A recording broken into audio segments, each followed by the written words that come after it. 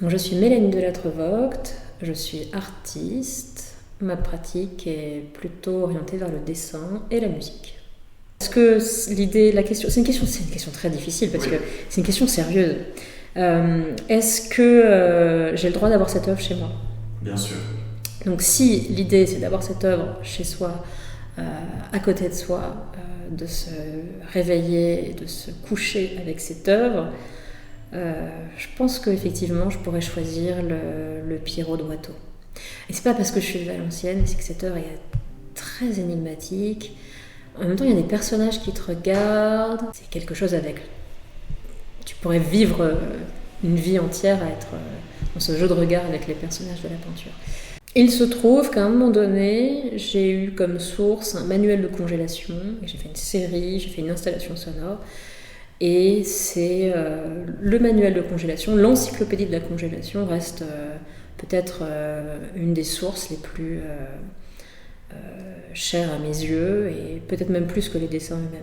Comment dire, c'est pas un livre précieux, c'est pas un livre rare dans le sens où c'est pas un ouvrage d'une collection prestigieuse, c'est un livre que j'ai trouvé chez un ami sur la manière dont on congèle les aliments, et ce livre a été déterminant dans mon processus.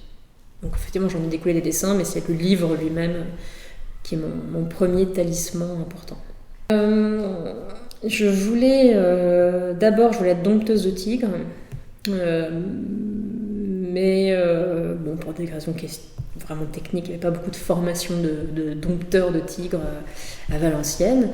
J'étais absolument fascinée par le fait de creuser dans la terre et de trouver des fossiles, parce qu'avec mon grand-père, on trouvait tout le temps des fossiles sur les terris.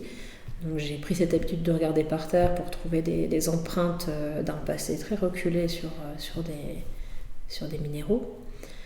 Et en même temps, j'ai aussi cet œil de chasseuse d'insectes absolue, toujours pareil, le temps passé en forêt avec mon grand-père à trouver des choses, trouver des champignons, trouver des murs, trouver des fossiles, regarder un insecte, un coléoptère aux couleurs magnifiques, ou une libellule passer de manière très rapide sur l'eau.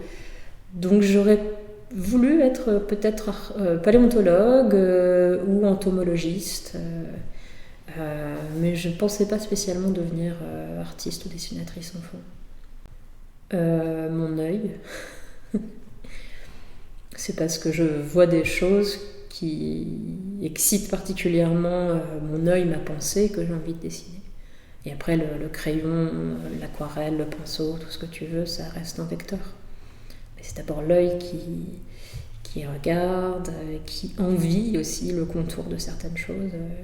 Il y a vraiment une forme d'excitation, quelque chose qui donne envie, et ça passe par l'œil.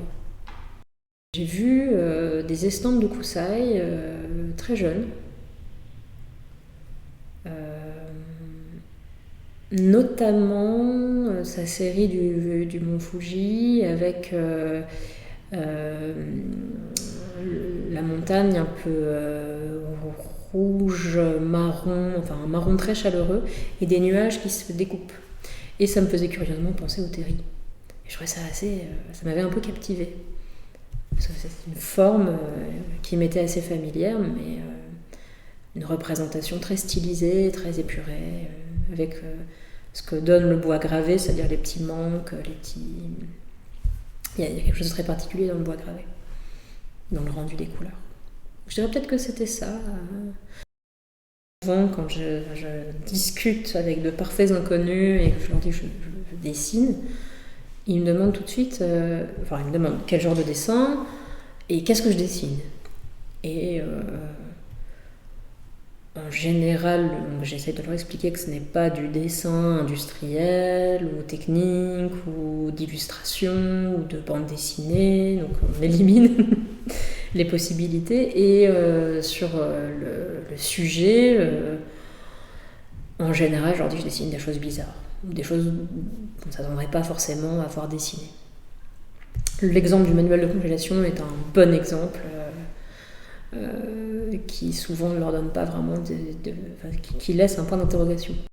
L'artiste est parfois peut-être un peu coupé un petit peu, pas dans une tour d'ivoire, mais voilà, dans un milieu artistique où l'art est une évidence, où le fait de parler de son travail, de montrer son travail, de participer à une économie liée à l'art est assez évident.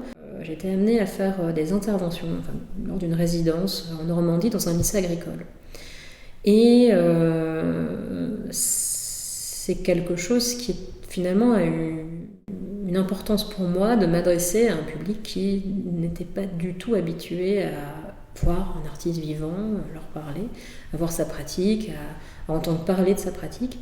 Et tout comme moi, je n'étais pas du tout habituée à entendre parler d'agriculture, d'apprentissage de l'agriculture, aussi de la transmission de famille, d'une terre. Mais par exemple, la première question qu'ils m'ont posée, c'était est-ce que j'avais déjà gagné des prix ? Question qu'on ne m'avait jamais posée avant. On ne m'a jamais demandé si j'avais déjà gagné un prix, un concours. Et par un hasard formidable, je venais d'en gagner un. Il y a cette habitude, peut-être en agriculture, de gagner des prix, aussi des médailles. Et c'est une référence pour eux. Et ils essayaient de voir si on pouvait parler la même langue, en fait. C'est-à-dire qu'il y a un contour qui est assez clair, qui est déterminé, même s'il est quasi imperceptible, puisque c'est juste un petit fil. Où ça ? Par exemple, tu vois ça, ah oui, d'accord, le contour il est assez clair, mais il est assez infime, et en même temps je ne sais pas ce qu'il va devenir. Mais il est tracé. D'accord.